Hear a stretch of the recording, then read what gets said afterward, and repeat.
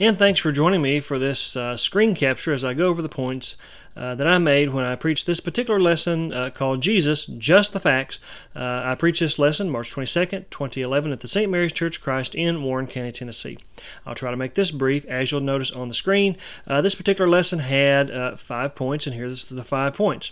What I really like about this particular lesson is that it's an acrostic in that the first letter of each point spells facts. Again, the name of the lesson is Jesus, Just the Facts, and the facts are F, he was forgiving. A, he was angry, yet without sin. We'll talk more about that in a minute.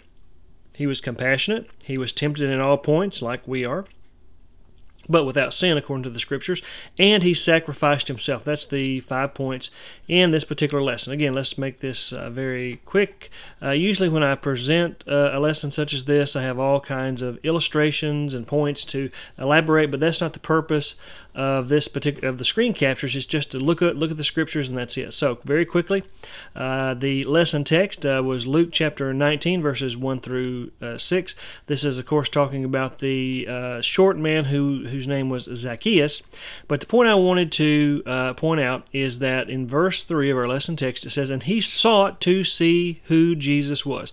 That's really all I want to key in on, is that he sought to see who Jesus was, and he did that by trying to ascertain the facts about Jesus. So that's the lesson text. Now let's move on to some of the points that were made.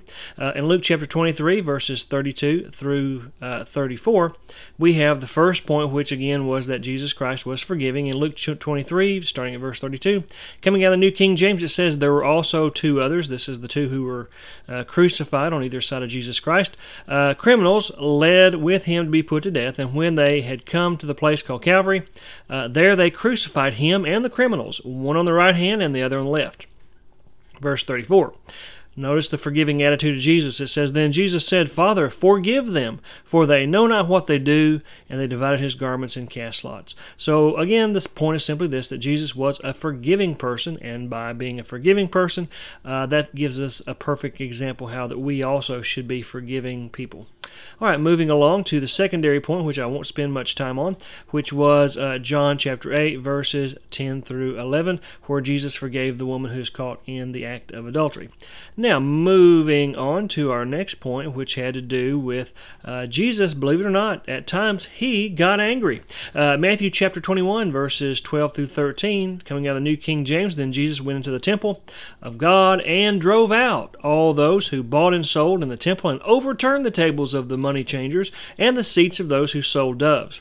And he said to them, It is written, My house shall be called a house of prayer, but you have made it a den of thieves." Here, Jesus Christ, I can guarantee you, from the context, Jesus Christ was angry at what they had done to his Father's house. All right, let's move on to a secondary scripture, and then we'll go on to our next point. Here, Hebrews chapter 4 and verse 15, again making the secondary point that Jesus was angry, and yes, at times he was angry, and he was tempted in all points as we are, but without sin. In other words, yes, he got angry, but he did it without committing sin, which there's a lesson in that for us. We need to be careful when we get angry. Sometimes we allow our anger to get the best of us, and we do commit sin. But Jesus Christ, yes, he got angry. Did he commit sin? No. He didn't commit any sin while he was angry.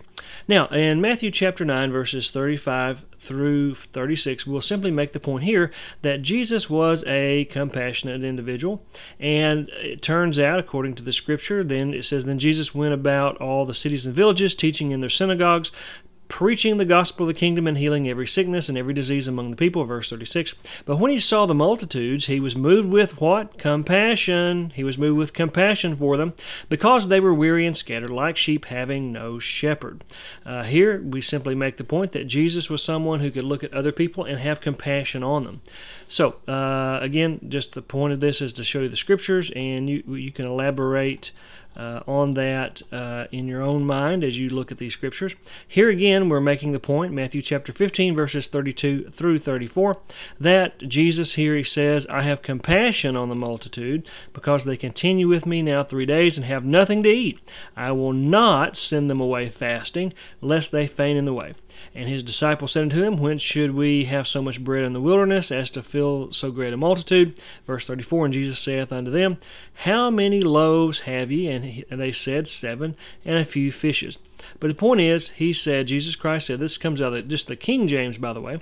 It says there, I have compassion on the multitude. Again, proving the point that Jesus was someone of compassion. Now, moving right along very quickly, we're going to look at the fact that Jesus, as we mentioned briefly when we talked about anger, Jesus was indeed tempted in all points such as we. And this particular scripture comes out of Matthew chapter 4, verses 1 through 4, where the devil takes Jesus out into the wilderness and tempts him, as it says here in this first verse.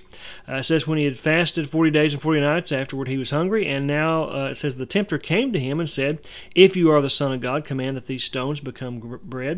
And he answered and said, it is written, man shall not live by bread alone, but by every word that proceeds from the mouth of God. I would suggest in your own Bible study that you go back and read how that Jesus was indeed, in this particular instance, tempted in all points such as we.